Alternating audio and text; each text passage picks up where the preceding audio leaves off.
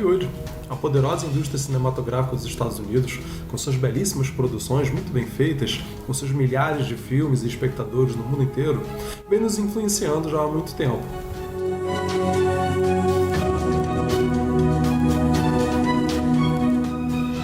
Os filmes influenciam a moda, os gostos, o padrão estético e muito mais coisa do que a gente imagina.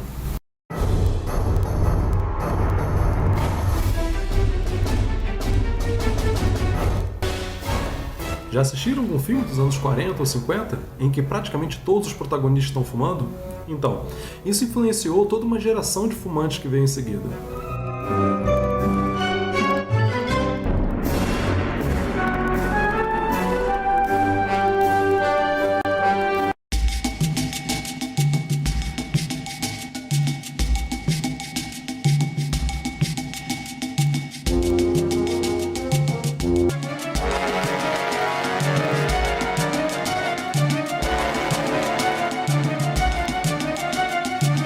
Os filmes, como a indústria cultural como um todo, normalmente apresentam uma visão maniqueísta da sociedade e do mundo como um todo, com polos diametralmente opostos, um totalmente bom e outro totalmente ruim.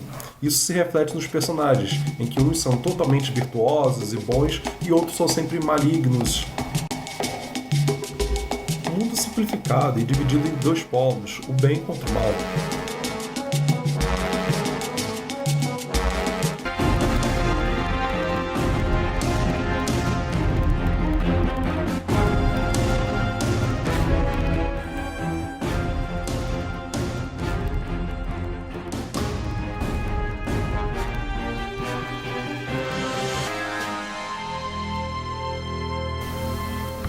O cinema sempre foi utilizado como uma arma política.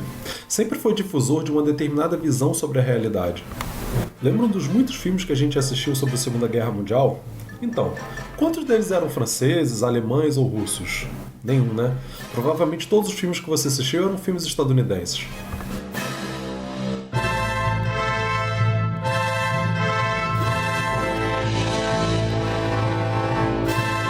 Logicamente, esses filmes vão influenciar a nossa visão sobre esses conflitos.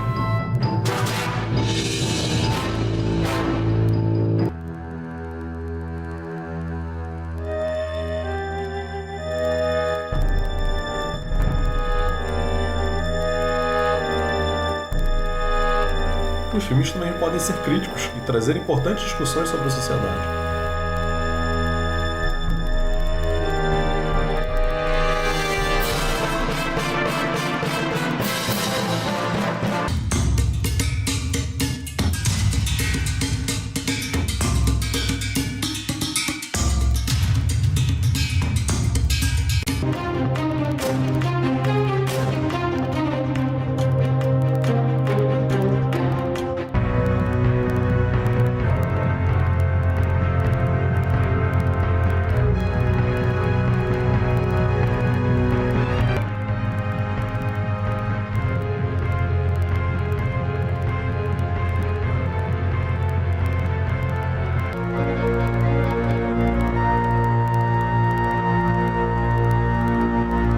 Durante a Guerra Fria, Hollywood produziu muitos filmes contando a versão dos Estados Unidos sobre o conflito. A indústria cultural, e particularmente a indústria do cinema, nos influenciam poderosamente. Alguns especialistas chegam a dizer que a mídia educa hoje mais do que a escola. A escola a gente passa alguns anos da nossa vida, né, naquela instituição, estudando, formando a nossa visão de mundo ali. Ao passo que a mídia nos acompanha a vida inteira, no momento inteiro a gente está tendo acesso às mídias. E o cinema é uma das principais mídias, uma das principais formas de se influenciar pessoas. O cinema influencia nossos padrões estéticos, aquilo que a gente acha bonito, o que a gente acha feio. O cinema, ao divulgar determinada atriz de um determinado modo, nos influencia a considerar aquilo ali bonito. O cinema, Hollywood, já nos influenciou a fumar, uma geração inteira de fumantes, à medida em que pagou atrizes e atores para estarem fumando sempre nos seus filmes. Então ele vai ter uma influência monstruosa nas nossas visões de mundo, vai nos influenciar em diversos aspectos da nossa vida. Não só no aspecto cultural, mas também no aspecto político. Aqueles filmes passados de forma repetida para nós, mostrando uma determinada visão política, naturalmente vão moldar ou pelo menos influenciar poderosamente o que a gente vai achar da política posteriormente.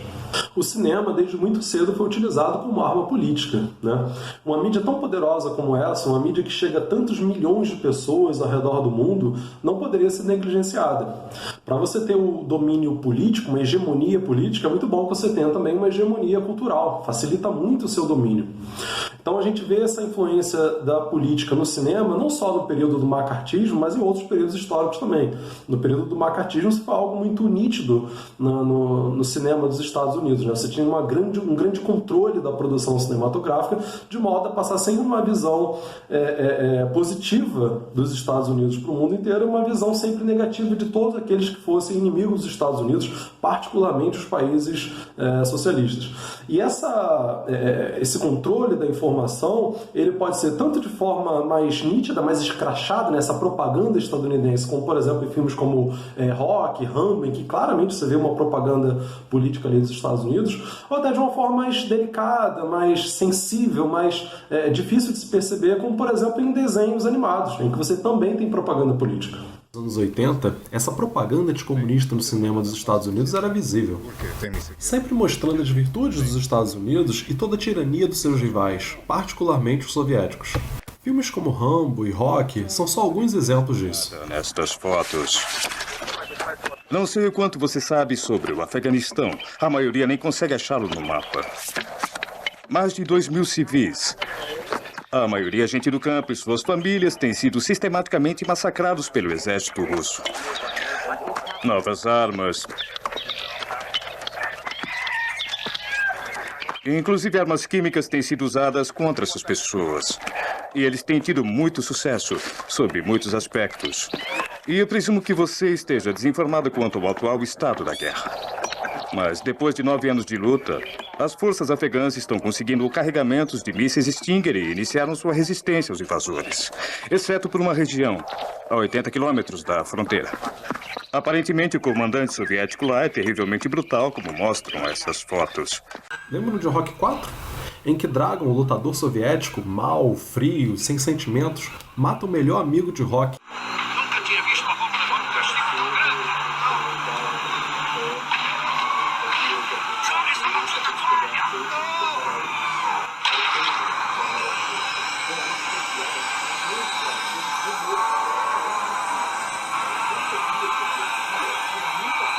Olha que sorriso diabólico da mulher do soviético.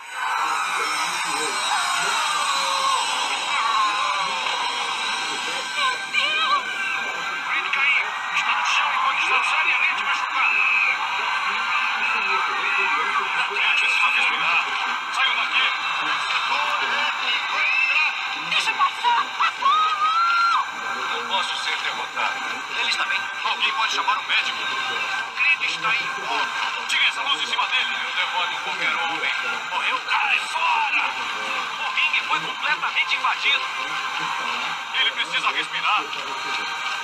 E logo derrotarei o verdadeiro campeão. O soviético é arrogante, mau, enquanto o Rock é só virtude. Não tem como assistir esse filme e não odiar o soviético. Não tem como não torcer pelo Rock. Eu lembro que eu assisti esse filme quando era criança e eu torci pelo Rock, é claro.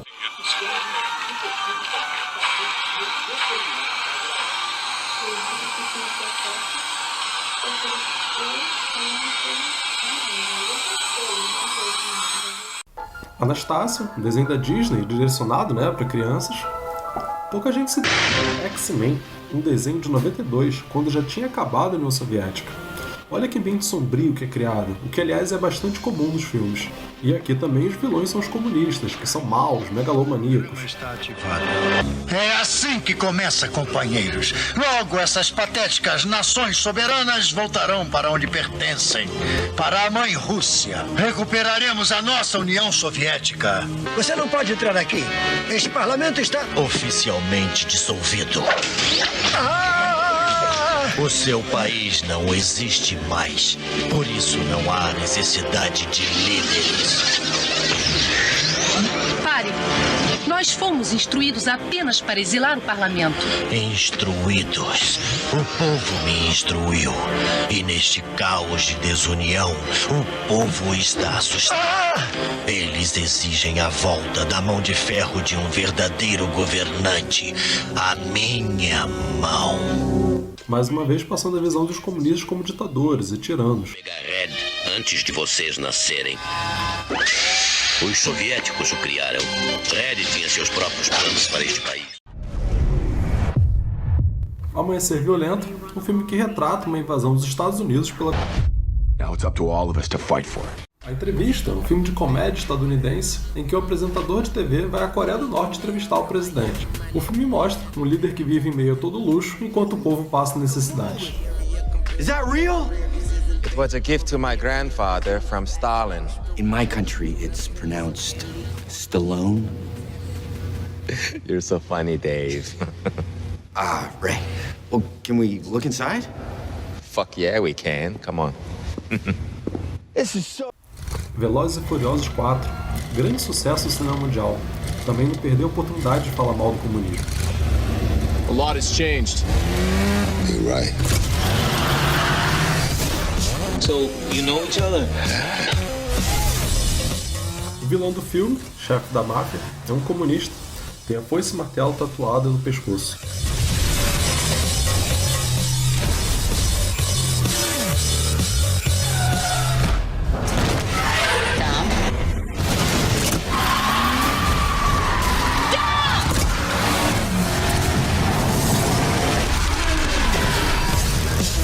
E se um vilão é sempre mal, um vilão comunista então, esse é perversidade pura. Eu destruí o carro dela. E justamente quando se dá foco na foice e o martelo, é quando se mostra a face mais maligna do vilão. Lembra do rosto dela?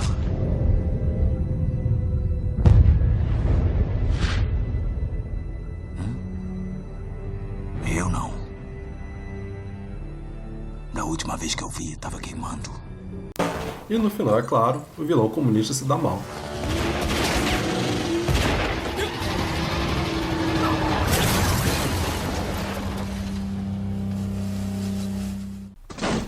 Eurotrip, uma comédia americana de 2004, em que um grupo de adolescentes vai passar férias na Europa e acabam passando por um monte de confusão. E sem querer, acabam indo para Bratislava.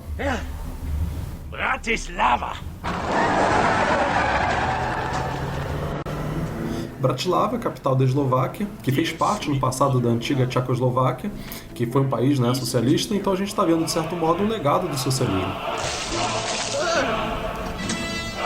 E olha que clima sombrio que é criado, né? Que ambiente degradado que a gente está vendo.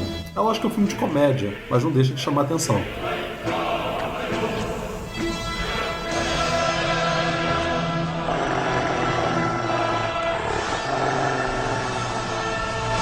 Essa cena é muito hilária. Eles estão com menos de $2 e se perguntam: o que dá pra fazer com isso?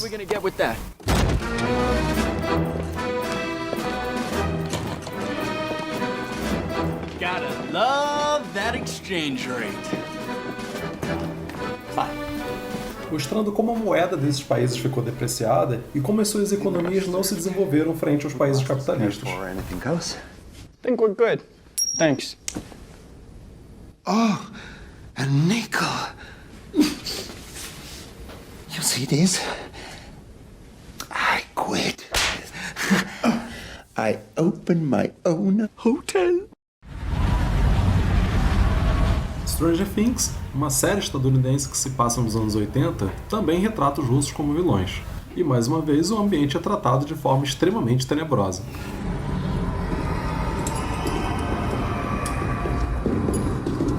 Не американцы.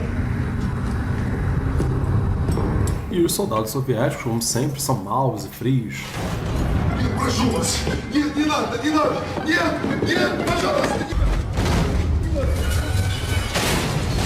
Не оставляй! Не надо! Выпусти меня! Выпусти меня, пожалуйста! Выпусти! Не оставляйте меня здесь. Я не виновен. Я не виновен. Я не прошу вас. Не надо.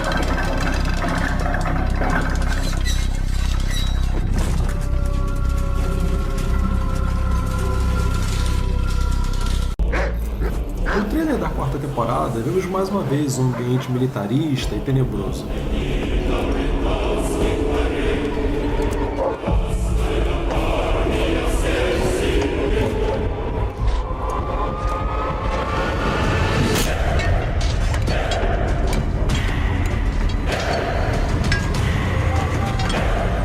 E aí descobrimos que que o grande herói da série está preso no campo de trabalhos forçados, mostrando toda a maldade do soviético. Superman Entre o Foice e o Martelo é uma adaptação da HQ de Mark Millar e David Johnson, produzida em um símbolo do comunismo. Na animação, ele é adotado por Stalin, que é retratado como um tirano, que inclusive teria escravizado diversas pessoas no governo dos Estados Unidos, que em determinado momento acaba sendo encabeçado por Luthor, Lex Luthor, no ato final, sacrificando junto com ele o regime comunista, enquanto Luthor triunfa.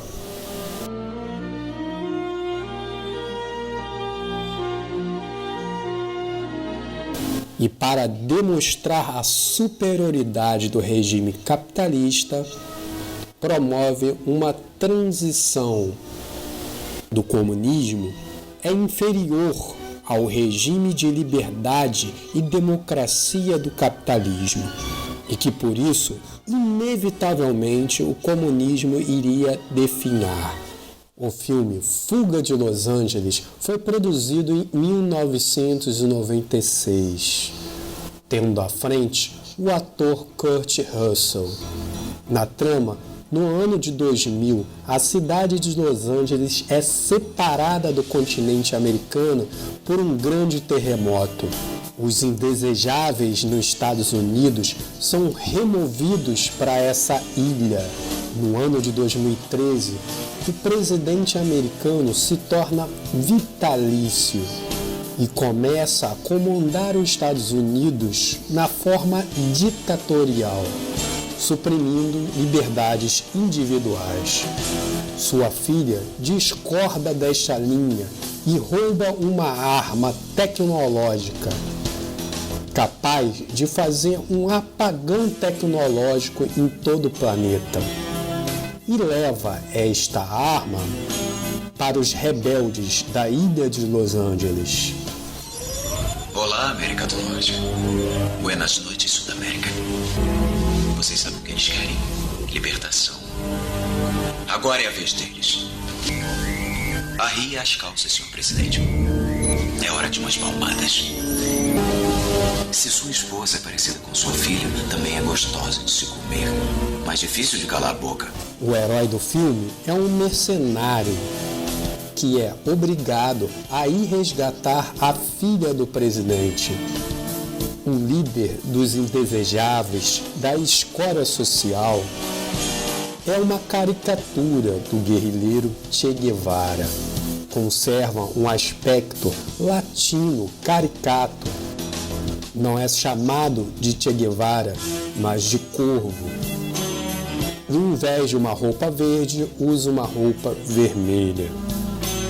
A caricatura de revolucionário comunista latino-americana se caracteriza pela perversidade, por hábitos desagradáveis, por uma postura autoritária e todo tipo de defeito de um vilão caricato. Este vilão do futuro e esta cidade futurística para a época apresenta bem a visão distorcida de Hollywood sobre o comunismo na América Latina. Uma verdadeira galhofa, uma verdadeira vilania. Dando prosseguimento na discussão da retratação das experiências socialistas e ícones do comunismo na América Latina, temos o filme Havana, Cidade Perdida. O filme, encabeçado por Andy Garcia, conta a história, já aparece bastante. Mais uma vez é retratado como um vilão, uma pessoa atual do protagonista, que vê sua família destruída pela ascensão do socialismo em Cuba O filme poderia ser uma crítica razoável aos limites da Revolução Cubana, mas de forma alguma é isso. Distorce vários acontecimentos. Mais uma vez, transforma Che Guevara e Fidel em vilões terríveis e caricatos, personificando todo o problema da Cuba pré-revolucionária na figura de Fulgêncio Batista e retirando a responsabilidade do sistema, do imperialismo que fez de Cuba um cassino americano e de todas as injustiças sociais existentes na ilha. Como a gente pôde observar, a propaganda anticomunista, que era nítida no cinema durante a Guerra Fria, ela não acabou no período pós-União Soviética, né? O que a gente imaginava? Bom, acabou a União Soviética, acabou o Bloco Socialista, portanto não existiria mais a necessidade de você continuar fazendo propaganda anticomunista como se fazia. Mas na verdade o que a gente observa no cinema é que houve uma reformulação dessa propaganda, uma reformulação dessa visão passada, mas na verdade mantendo aquilo que é essencial, mantendo sempre uma visão positiva do capitalismo, dos Estados Unidos, da sua democracia, e sempre uma visão negativa do bloco socialista. Todo sistema político é vulnerável a algum tipo de crítica. E as críticas feitas pelo comunismo ao sistema capitalista são radicais. Não é à toa que alguns autores apontam que, enquanto houver capitalismo, existirá o fantasma do comunismo. A crítica comunista ao sistema capitalista não é uma crítica vazia. Ela é uma crítica propositiva. Para além de apontar os problemas do capitalismo, o comunismo também oferece uma alternativa de mundo.